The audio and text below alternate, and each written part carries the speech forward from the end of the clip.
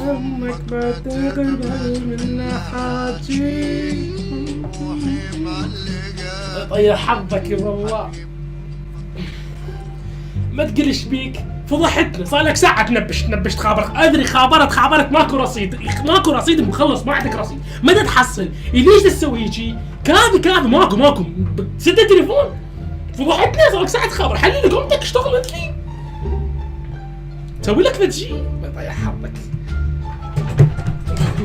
استرك ربي، عشان عدته. منقصة دهن، لك منقصة دهن، ليش ما معبيها دهن؟ طيب حظك. شنو جا وسخة؟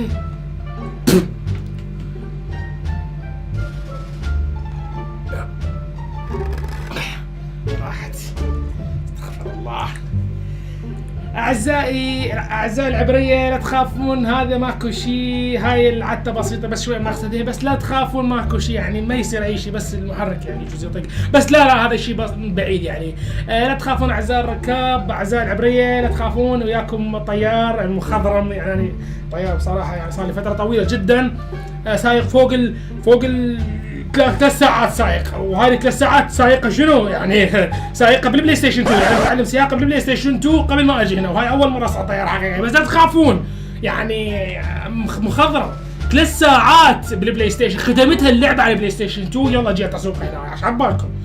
فلا تخافون يعني، انتم بايدي امينه، ولو امين الزوجة، بس يعني لا تخافون، لا تقلقون يعني. انتم ضمن رحلات انا لله وانا اليه راجعون يعني. واحنا ما شاء الله عندنا 95% نسبة وفيات يعني، تفجير طيارات الفجر. بس لا 5% تعيش، ولو لحد الان ما جت ال 5%، واكيد وذلك معناته راح تجي، معناته راح تعيشون. طبعا انه هذا 5% ما حد عاش لحد الان، معناته انتم حتعيشون.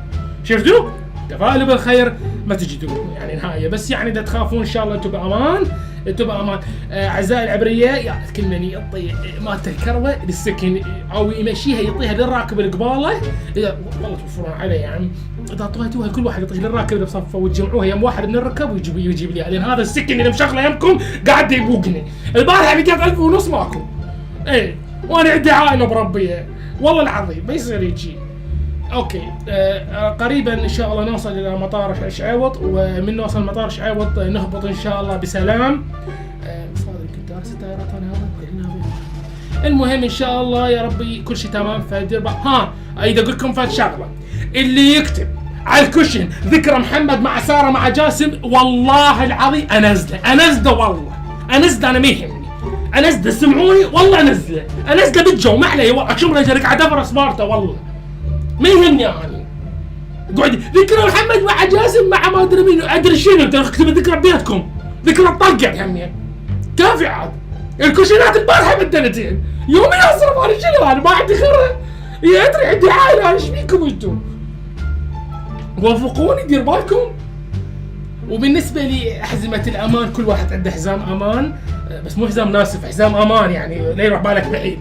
كل واحد حزام امان يقدر يربطه، واذا ماكو حزام مو مشكله، نزع الحزام مال البنطلون ويلف على الكرسي اذا لقيت كرسي، واذا ما لقيت كرسي تشوف لك حديده فشي واربطها بيه، وان شاء الله تصون بسلام، لان وياكم الطيار المخضرم ابو عطوان.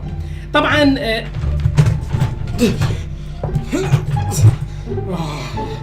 مطبات يا محمد رحمات، الحقوني يا محمد، اخي قلقتنا ما يصير اي شيء. يقول لنا شو يصير يا معوض؟ اقل حمود معوض خايفين، دير بالك يا معوض، قول لنا شكو.